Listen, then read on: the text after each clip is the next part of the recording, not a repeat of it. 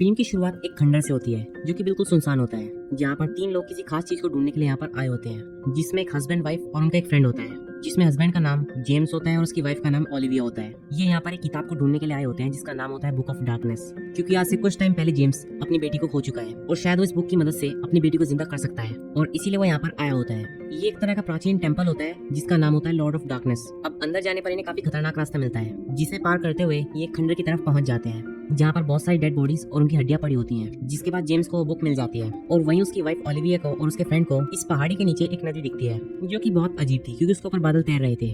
पर जेम्स इन सब बातों को छोड़कर सिर्फ किताब में ही लगा होता है, और क्योंकि उनका दोस्त उन्हें डिस्टर्ब कर रहा था इसीलिए जेम्स उसे शूट कर देता है। और अब जेम्स इस किताब में लिखी रिचुअल को परफॉर्म करने लगता है, जिसे फॉलो करते हुए वो अपनी वाइफ को वहीं पर लेटा देता है जहाँ पर से उसने किताब उठाई थी। और ठीक ओलिविया भी ऐसा ही करती है, क्योंकि वो भी चाहती है कि उसकी बेटी जिंदा हो जाए। और अब जेम्स मंत्र पढ़ने लगता है, लेकिन जेम्स के मंत्र पढ़ते ही तबाही मचनी शुरू हो जाती है। ये पूरा शहर तबाह होना शुरू हो जाता है और ये जगह भी टूट कर अब गिरने लगती है। और तभी जेम्स के ऊपर एक बड़ा सा पत्थर आकर गिरता है, जिस कारण से वो हिल भी नहीं सकता था। इसीलिए वो यहाँ पर अपनी वाइफ ओलिविया को कहता है कि इस किताब को लेकर यहाँ से चली जाओ। फिर मूवी स्विच होती है प्रेजेंट में, जहाँ पर ओलिविया एक सपने से उठती है और उस दिन के हादसे के बाद से उसे हमेशा ही डरावने सपने आते रहते हैं, और न ही उसने उस किताब को उस दिन के बाद से देखा था जबकि वो उस किताब को वहाँ से बाहर लेकर आ गई थी। और इसी बात का उसे सबसे बड़ा डर होता है कि वो किसी गलत हाथों में न पड़ जाए, क्योंकि किसी को मौत के द्वार से वापस लाना इस दुनिया के नियमों के खिलाफ है। लेकिन इस बुक के जरिए कोई फिर से अपनी जिंदगी को पा सकता है। जिसके बाद हम सरगे नाम के डिटेक्टिव को देखते हैं, जिसने अपना भेष बदल रखा होता है, क्योंकि वो एक किलर की तलाश में होता है जिसने तीन लड़कियों को बहुत अजीब तरीके से मार दिया होता है। पर डिटेक्टिव सरगे शहर के लोगों द्वारा पकड़े जाते हैं और अब लोग उन्हें यहाँ पर मारने वाले ही होते हैं कि तभी उसका दोस्त फ्योडोर यहाँ पर पहुंच जाता है। और क्योंकि वो एक ऑफिसर होता है तो सभी लोग यहाँ से भाग जाते हैं। और वहीं शहर की दूसरी तरफ हम एक और मर्डर को देखते हैं, जहाँ पर एक लेडी को बहुत बुरी तरीके से मार दिया गया होता है, साथ ही साथ उसका दिल भी निकाल लिया होता है। और उस लेडी के पास से उन्हें एक अंडा मिलता है, जिस पर उन्हें एक रिचुअल का साइन मिलता है, जिससे समझ जाते हैं कि इस लड़की को भी उसी ने मारा होगा जिसने पहली तीन हत्याएं की हैं। सरगे यहाँ पर ये भी बताता है कि ये किलर सिर्फ लड़के को ही अपना शिकार बनाता है और एक पैटर्न में उन्हें मारता है। जिसके बाद सरगे और फ्योडोर इस अंडे को एक साइंटिस्ट के पास लेकर जाते हैं और इस अंडे को देकर पूछते हैं कि ये क्या है, जो ये बताता है कि ये एक हेल्दी सिंबल है, यानी कि इससे बुरी शक्तियां दूर रहती हैं। पर यहाँ पर वो ऑफिसर वहीं पर लगे एक पोस्टर पर देखता है बिल्कुल सेम ऐसा ही सिंबल, जो कि एक शो का पोस्टर होता है, जो शो ओलिविया का शो होता है। जिसके बाद ये इस केस को सॉल्व करने के लिए और अपनी क्यूरियोसिटी के चलते इस शो को देखने के लिए जाते हैं। और अब यहाँ पर ओलिविया अपना हैवी मैजिक शो दिखाती है, जिसमें वो अपने खाली हाथों से आग निकालने के बाद किसी भी मरे हुए आदमी से बात करा सकती थी। दरअसल ओलिविया के पास खास तरह की शक्तियां होती है, जिस कारण से वो आत्माओं से बात कर सकती थी। पर यहाँ पर ऑफिसर वेस्ली को और साइंटिस्ट को ये एक मजाक लगता है और वो दोनों यहाँ पर हंसने लगते हैं। और ओलिविया अपनी शक्तियों की मदद से उसी सिंबल को क्रिएट करती है, जिससे वो एक न्यू वर्ल्ड का द्वार ओपन कर देती है, जिसकी मदद से वहाँ पर उपस्थित सभी लोग अपनी फैमिली की आत्माओं को देख सकते थे। सरगे को भी यहाँ पर अपनी वाइफ की एक झलक दिखती है, पर बाहर आकर भी सरगे को विश्वास नहीं आता कि ये सच था। पर घर पर जाने के बाद वेस्ली किसी लेडी को बहुत सारे पैसे देते हैं और साथ ही साथ उसे ये भी बताते हैं कि वो इस बारे में किसी से न कहे। पर जैसे ही वो लेडी यहाँ से बाहर निकलती है, वो सीरियल किलर उसे पकड़ लेता है और उसे खींचकर एक तहखाने में ले जाता है,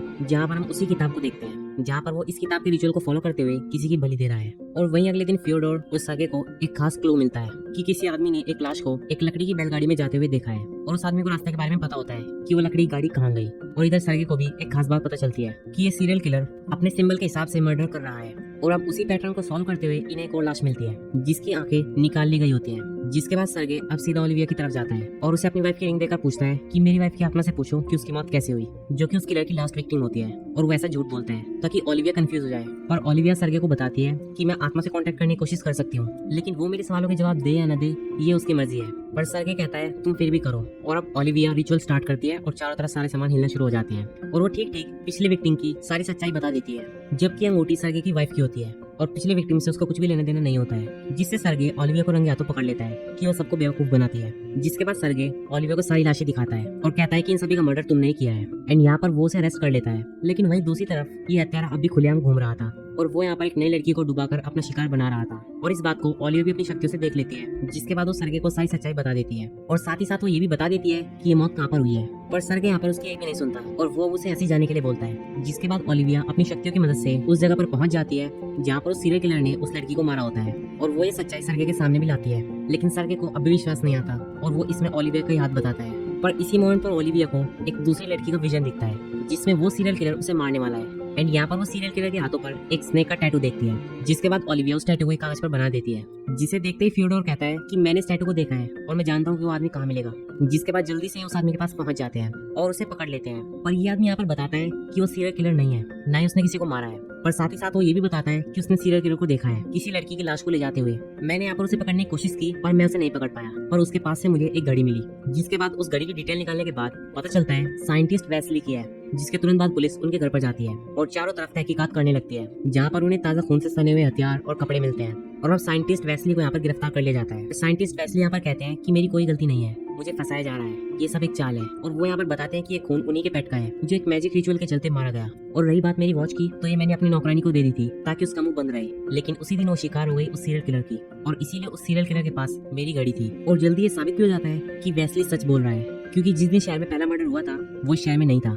और भी कई तरह के सबूत मिल जाते हैं जिससे साबित होता है कि वेस्ली ने मर्डर नहीं किया है। और वहीं ओलिविया की बातों पर सर्गे अब विश्वास करने लगता है, क्योंकि ओलिविया की सारी प्रेडिक्शंस सही निकलती हैं। और अब ओलिविया सर्गे को ये बताती है कि इस शेप के अनुसार 9 लड़कियों को मारेगा, जिससे कोई स्पेशल रिचुअल पूरा होगा, जिसमें उस शेप के 5 तरफ जिसमें ऐसी डेथ्स होंगी जिसका दिल निकाल लिया गया होगा, किसी की आंखें नहीं होंगी, और 5 डेथ के बाद छठी डेथ पानी में डुबोकर की जाएगी, 7वीं डेथ धरती में दफनाकर की जाएगी, 8वीं डेथ हवा में उड़ाकर मारी जाएगी, और 9th डेथ आग में जलाकर मारी जाएगी। जिसके बाद धीरे धीरे ये दोनों काफी अच्छे दोस्त बन जाते हैं। और अब एक दिन ओलिविया अपने पास्ट के बारे में सर्गे को बताने लगती है कि मेरा बचपन बहुत कठिनाइयों से भरा था, मेरी शक्तियों की वजह से मेरे घर वाले और आसपास में रहने वाले मुझे एक चुड़ैल मानते थे, और यहाँ तक कि खुद मेरे पिता भी ऐसा ही मानते थे।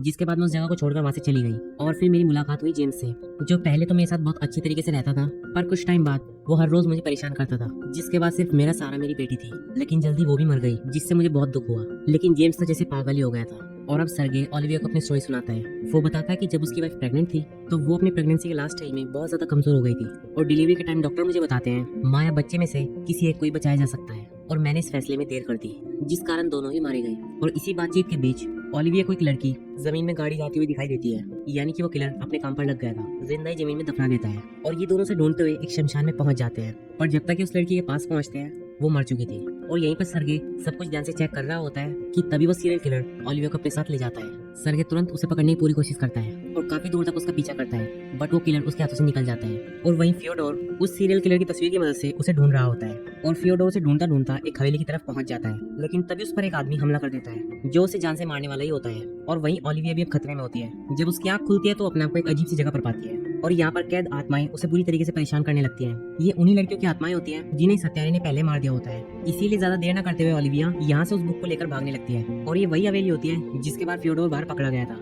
और अब फियोडोर भी अपना पीछे छुड़ाकर उस आदमी से यहाँ पर आ जाता है, और यहाँ पर वो किलर इन पर हमला कर देता है। और वहीं सर्गे इन्हें हर जगह अपनी टीम के साथ ढूंढ रहा होता है, और जल्दी उसे एक लाश मिलती है जो कि उसे के दोस्त की होती है, जिससे उसे बहुत गुस्सा आता है। ये बलि इस किलर ने हवा में दी होती है। जिसके बाद सर्गे हवेली के अंदर जाता है, जहाँ पर उसे एक लड़की की लाश और मिलती है, और ये लड़की यहाँ पर जेम्स की बेटी होती है। जिसके बाद सर्गे आसपास जांच करने लगता है, और उसे वही बुक दिखती है जिसके अंदर आग में बलि देने का जिक्र होता है, यानी कि यह आखिरी बलि होगी। साथ ही साथ यहाँ पर वो जगह भी होती है जहाँ पर किलर ये आखिरी बलि देगा, जो कि शहर के बीचों बीच नए साल के दिन होगा। और सारी भीड़ के सामने ओलिविया को बीचों बीच बांध दिया जाता है उसकी बलि देने के लिए। और अब यहाँ पर किलर का फेस रिवील होता है, जो कि और कोई नहीं ओलिविया का हस्बैंड होता है। दरअसल वो उन पत्थरों के गिरने से नहीं मरा था, बल्कि थोड़ी देर बाद खुद वहाँ से बाहर निकल गया था, और सबके सामने ही वो ओलिविया की बलि देने लगता है। लेकिन सर्गे तुरंत वहाँ पर आकर जेम्स को शूट कर देता है, और चारों तरफ आग फैल जाती है, जिसमें जेम्स खुद ही मर जाता है, और ये रिचुअल पूरा हो जाता है, और उसकी बेटी फिर से जिंदा हो जाती है। लेकिन अब भी ओलिविया इस आग में फंसी हुई थी, पर एन मौके पर सर्गे उसे बचा लेता है, और इसी मोमेंट पर ये मूवी खत्म हो जाती है।